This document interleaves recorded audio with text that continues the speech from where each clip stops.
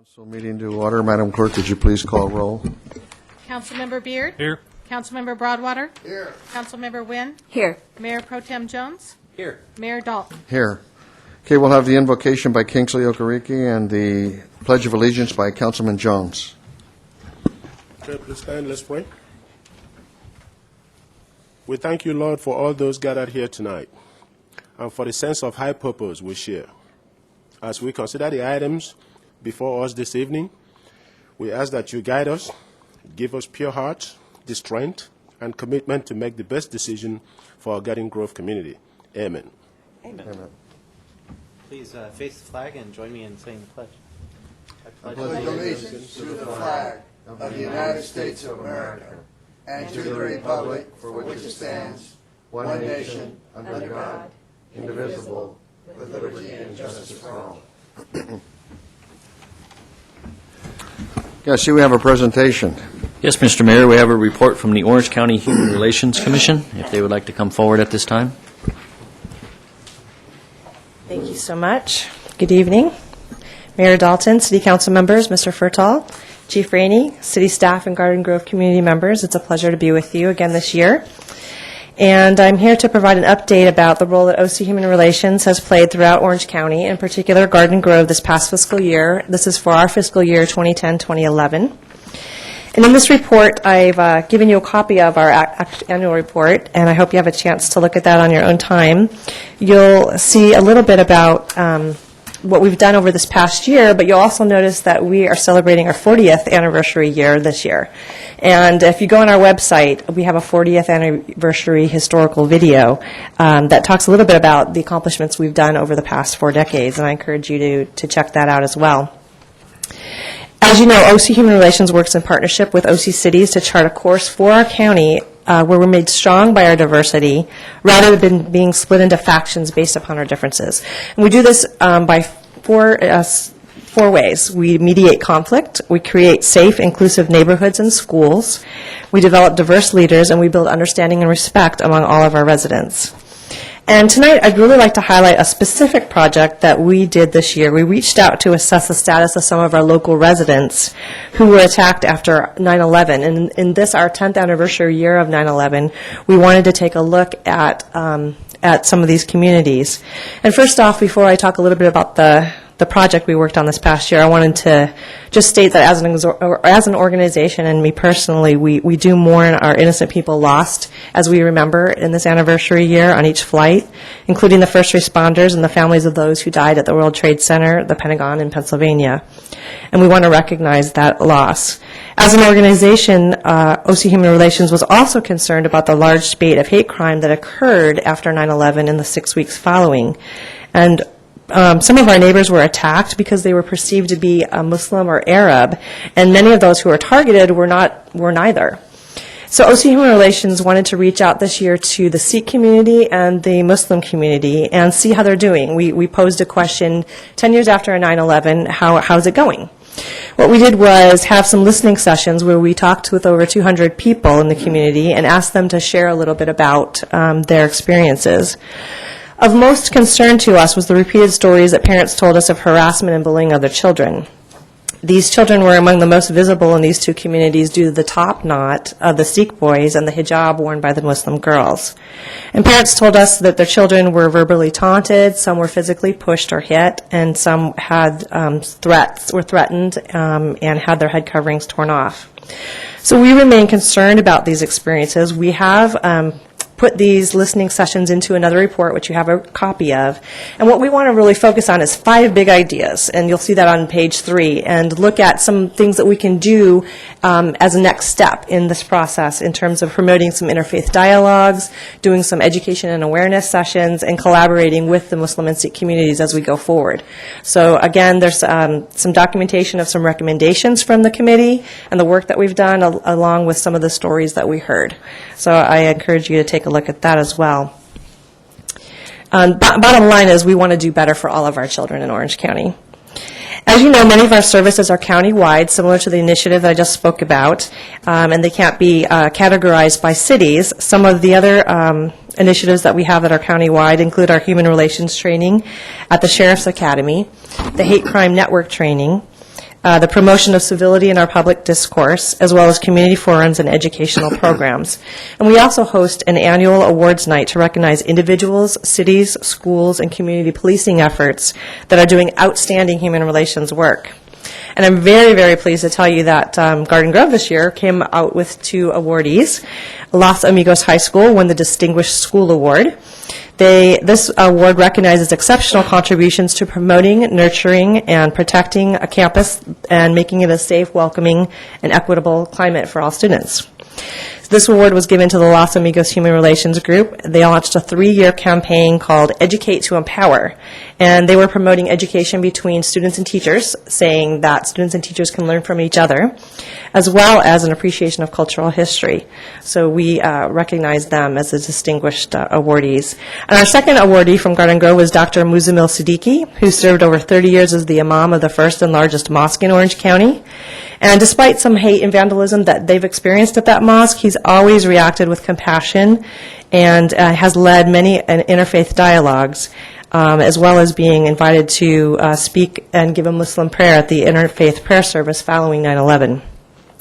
We recognized him as a force for moderation, forgiveness, and civility. So I wanted to extend my congratulations to these Garden Grove awardees and make sure that you were all aware of the work that they were doing. And now I just want to take a specific look at some of the work and services we've done in Garden Grove this past year. We mediated 276 cases in the community or courts where one of the parties was a resident of Garden Grove, saving the county money through mediation services that don't impact the court system when possible, and working to build understanding and community between those dispute cases.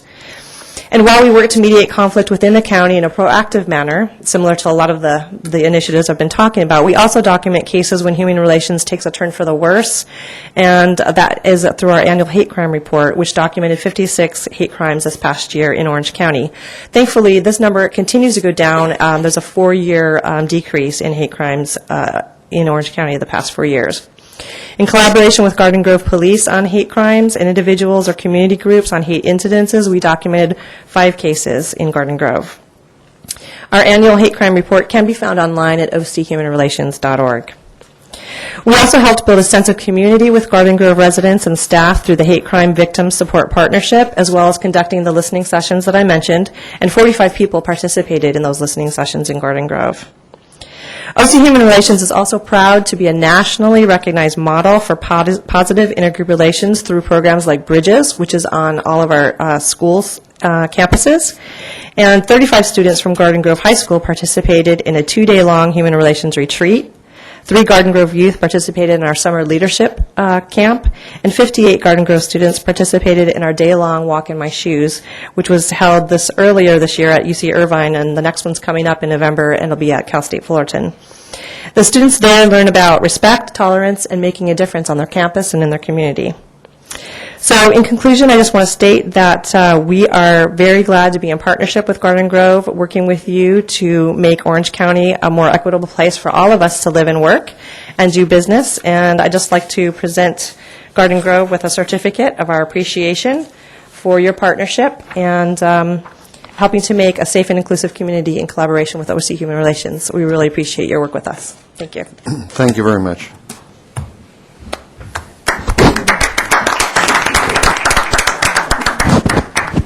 We can clap for ourselves.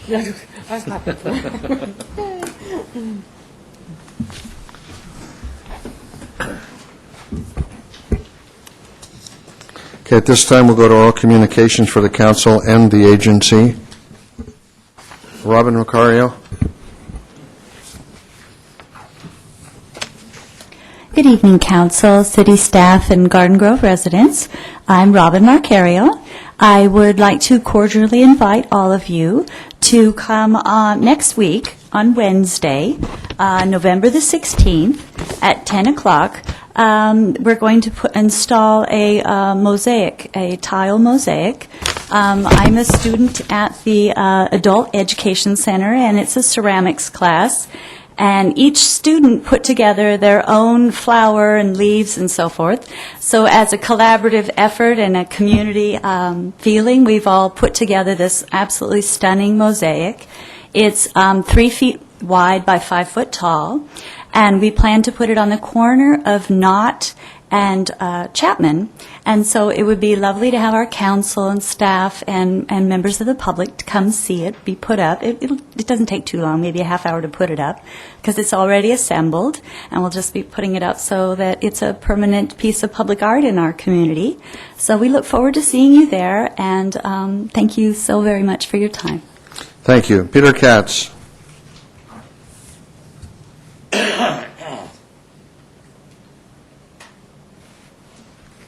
Good evening, council staff. I want to thank, first of all, Chris Beard for his wonderful article in the Garden Grove Journal on the support for the Garden Grove War Museum of America. I thought it was an excellent article, and thank you, Chris. And speaking about war, Friday is Veterans Day. It commemorates the soldiers that have fought in Americans' war, those of us that are still alive. And this year it's 11/11/11. Well, Veterans Day was formed as the end of World War I. It was the war to end all wars. The armistice was signed on the 11th hour of the 11th day of the 11th month in 1918. But just in my lifetime, let me give you some numbers here. 33,600 Americans plus killed in Korea. 58,200 Americans plus killed in Vietnam. 6,200 Americans killed in 2 wars on terror. This is 98,000 just in my lifetime. But for myself and others who survived and returned home, crippled or not, this is our day to reflect on how we fought to protect the freedoms that we enjoy in this country today. And in commemoration of Veterans Day, Applebee's restaurant is offering free meals to any veteran that comes in off the street. So if you know a veteran that may be hungry and needs a little encouragement, Applebee's will be glad to provide a meal, and just may not even need an ID from what I understand. But I want you to take just a minute out of your day to tip your hat to a soldier that has given so much of his time and to fight for this country and give it his all.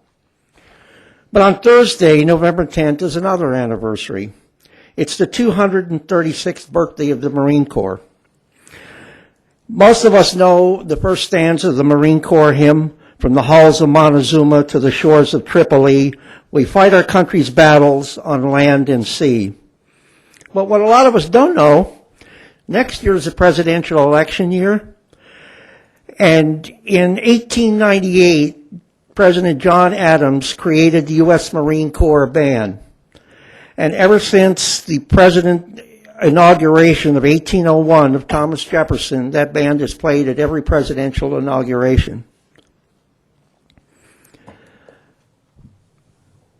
Another thing we might not know about the Marine Corps, its mascot is the bulldog.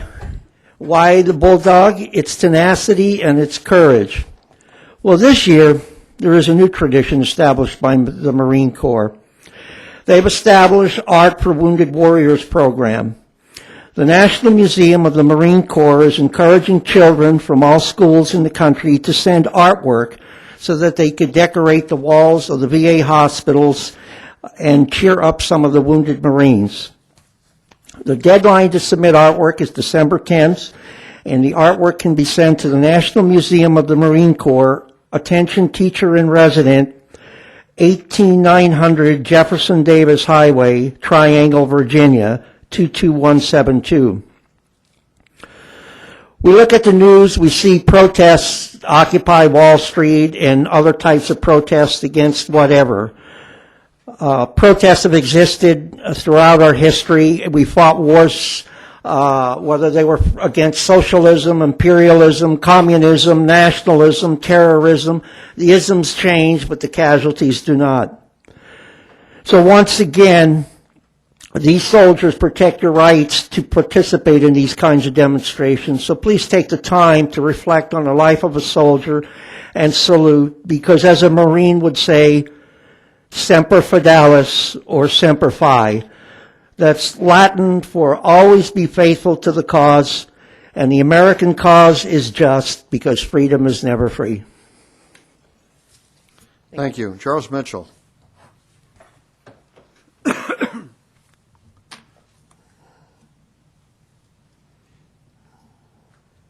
Good evening, Mr. Mayor, members of the council, and staff. I would like to congratulate the city on having published in the Garden Grove Journal the balance sheet for the city showing where our income is and where our outlays are. I think it's important that this information is available to the public. I think that was a very good job in putting it all together. On another note, in 1983, an operation was launched at the island of Grenada. The purpose of that campaign was to free American students being held hostage. Now, in reference to that operation, President Ronald Reagan said in essence, many people wonder if they have made a difference in their lives. The Marine Corps has never had that problem. Now, speaking of making a difference in your life, members of the Orange County Grand Jury over the years also have never had any problem with wondering if they made a difference, because the activities of the Orange County Grand Jury has always been looking out for the best interests of the residents of Orange County.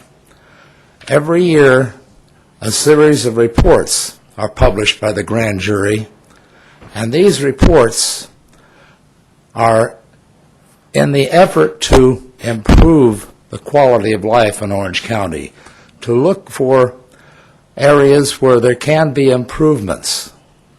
And this is one of the tasks of the grand jury. Of course, of the 58 counties in California, they all have their own grand juries, and one of the functions is also hearing criminal cases. Now, the grand jury does not hear a case and find out if the person is innocent or guilty. That's up to the trial. What the district attorney will do sometimes in order to speed up the process of coming to trial is present a case before the grand jury to see if there are 12 of the 19 members who are willing to return an indictment, which means that 12 of the 19 find that there is sufficient evidence that a crime was committed and the person accused is probably the one who committed the crime. That's all they find, is that there was sufficient cause. Once that is established and the indictment is signed, the judge signs it off, the district attorney and the judge set a date for trial, and that's it. No more delays, no more possible things that the defendant can do to hold their trial until years later when a lot of the witnesses have forgotten some of the things that they saw. It goes right to trial, and then it's up to a jury to decide. Now, it is not easy to get on the grand jury. There is a process. There is an application with 9 pages because they want to make sure that they get the best qualified people to serve on the grand jury. Once you have sent in your application, then a panel of judges will review the applications and start finding the best candidates and narrowing it down until finally the last 30 are brought to court on a particular date, and the clerk of the court will draw the names, and the first 19 become members of the grand jury. Now, I have applications here I'm going to leave with the clerk so that anyone interested in applying for the grand jury can get an application from City Hall. Thank you for your time, and I hope that the message goes out that we want to encourage everyone to at least apply for the grand jury and take the opportunity to serve their community and really make a difference. Thank you. Thank you. I'll close all communications. I'll keep the council open, and we'll go to the agency business. How about comments from the, Do you have any comments at this point? I do. Go ahead. Peter brought up the day about Veterans Day, the comments that I made about it, and this year, there's going to be an evening of remembrance honoring veterans of the armed forces of the United States and America and the millions of men and women who sacrificed their lives upon the altar of freedom. It's going to be located at the Church of Jesus Christ of Latter-day Saints at 10212 Stanford Avenue in Garden Grove. It starts at 7 o'clock on Friday, the 11th, and the keynote speaker is a lady by the name of Justice Eileen C. Moore, 4th District Court of Appeals. Eileen was a young registered nurse in a MASH unit in Vietnam. Well, I don't know how many years ago. I won't speculate on that, but certainly during the war. And she was what they called a combat nurse. And today she's a justice. She was a funny thing about her. She was appointed to the Superior Court by Governor Pete Wilson. And she was appointed to the 4th District Court of Appeals by Governor Davis. And I'm telling you, somebody that can accomplish that feat, and having those two guys from two different worlds appoint her, did a good job. Anyway, I hope everybody shows up. It's free. Anybody wants a brochure on it, I got plenty of them. So I'd certainly be happy to give you one. Thank you very much. Thank you. Okay, we'll go to the agency. Okay, at this time, would you show that everybody is here from the agency? We've had oral communications. We go to consent items. We have one item. Move to Chairman. approve. Oh, Oh, go ahead if you were ready to make the motion. move to approve. Did you lose your voice? Yes. Second. Okay, we're motion and a second. Call for the vote. You'll have to do a roll call vote. Oh, yeah. Oh, yeah. Do I need to do three? No, just one. Just one? Okay. Member Beard? Aye. Member Dalton? Aye. Member Jones? Aye. Vice Chair Wynn? Aye. Chair Broadwater? Here. Yes. There are no public hearings. Items for consideration, none. Matters from agencies, members, and director, none. And adjournment. We adjourn until November the 22nd at 5:30 p.m. in the council chambers. Okay, back to the council consent items. Mr. Mayor, it's recommended that items 4A through 4E be acted on simultaneously unless a separate discussion is requested by a member. I'll move the issue. Second that. Have a motion and a second. Call for the vote. Roll call vote. Councilmember Beard? Aye. Councilmember Broadwater? Aye. Councilmember Wynn? Aye. Mayor Pro Tem Jones? Aye. Mayor Dalton? Aye. Okay, public hearings. Mr. Mayor, your public hearing tonight is to consider an update of Title 10 and 11 and the municipal code, and John Clark is here to give a staff report on this item. Thank you, Mr. Fertal. Honorable Mayor and Council, this is another in our continuing series of revisions to the municipal code. And tonight we have two titles, Titles 10 and 11. Title 10 is Traffic and Safety, and Title 11 is Public Property. Title 10 has very few changes, basically some cleanup items in terms of titles and department names and so forth that have changed over the years. Title 11 has a few substantive changes as well as those cleanup matters. One of the things is it deletes a section that previously had made the city the repository of underground utility information rather than relying on the utilities themselves to provide that information. Another change is basically eliminating the ability to drive vehicles over sidewalks through the use of planking and so forth, and I suppose that's partly recreational vehicles as well as construction vehicles. And there's also a section in there that allows the Public Works Director with the city manager's approval to allow non-conforming structures in the right-of-way, assuming that they wouldn't pose any safety issue. This might be something like a large tree or a fountain or a landscape feature, something along those lines. And then, if the mayor will allow, I will read the ordinance title, and then I'm available for any questions that you might have. The ordinance title is an ordinance of the City Council of the City of Garden Grove, amending Titles 10 and 11 of the Garden Grove Municipal Code to remove obsolete references, to conform references to current city organization and practices, to make consistent with recent changes in state and federal laws, and to make other non-substantive changes. Thank you. Any questions for staff? Okay, hearing none, I'll open a public hearing. Is there anyone here that'd like to speak in this matter? Seeing none, I'll close the public hearing and I'll entertain a motion. Move to approve. Second. I have a motion and a second. Please do the roll call vote. Councilmember Beard? Aye. Councilmember Broadwater? Aye. Councilmember Wynn? Aye. Mayor Pro Tem Jones? Aye. Mayor Dalton? Aye. Okay, 8A. Mayor, 8A is ordinance for second reading, and that's ordinance 2803, an ordinance of the City Council of the City of Garden Grove amending Title 6 of the Garden Grove Municipal Code to remove obsolete references, to conform references to current city organization and practices, to make consistent with recent changes in state and federal laws, and to make other non-substantive changes. Thank you. Any questions for staff? Okay, hearing none, I'll entertain a motion. I'll move the item. Second. I have a motion and a second. Call for the roll call vote. Councilmember Beard? Aye.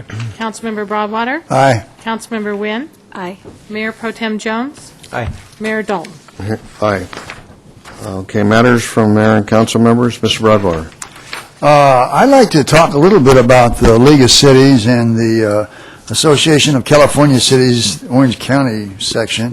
And right now, they're taking on this redevelopment lawsuit, and certainly both have joined in on it. And I'm just wondering, I mean, it's not our position, the suit going on. I don't think it is. And I just wonder why we belong to two of them that are opposed to us. I mean, can we just belong to one of them that are opposed to us? I mean, it seems like we're giving our money to the enemy. Anyway, I can see some stout faces here. Put that on the agenda next time. We'll discuss it more. Please? Okay, anything else, Mr. Broadwater? That's it. Mr. Broadwater, would you entertain a study session on that item, or would you like it listed for I like a study session on it. study session on it? Sure. Okay. Ms. Nguyen. Yes, I agree with Mr. Broadwater on that point. There's not much happening in October. We had a good Halloween. I hope the city had a safe Halloween, and I didn't hear any report regarding any accidents or mishaps out there, so I'm glad for the residents. In November, we'll be having Veteran Day, and so I want to commend all of the veterans who have served our country honorably, and God bless the people who have come back to us, and to thank the people who have lost their lives in fighting for this country and in the name of freedom. Coming up, we'll have Thanksgiving, another holiday, which gives us another reason to shop and enjoy your family and your get together with your family. So shop in Garden Grove, and remember to play big in Garden Grove. I think big is for Matt. You have to help me on that. Buy in Garden Grove. That's right. Thank you. Thank you. Mr. Jones. I have nothing to add. I have nothing. Okay, I'd just like to comment, as everyone else did, for Veterans Day, I thank those that did so much for the rest of us, the ones that were willing to go and fight, and many lost their lives, and many came back with injuries, psychological as well as physical, that sometimes they're not remembered in the right way, in the way that they should be. Thank you for doing what you did and making it a safe place for all of us that are here. And we will adjourn, and the next regular meeting will be on Tuesday, November 22nd at 5:30 p.m. in the City Council chambers.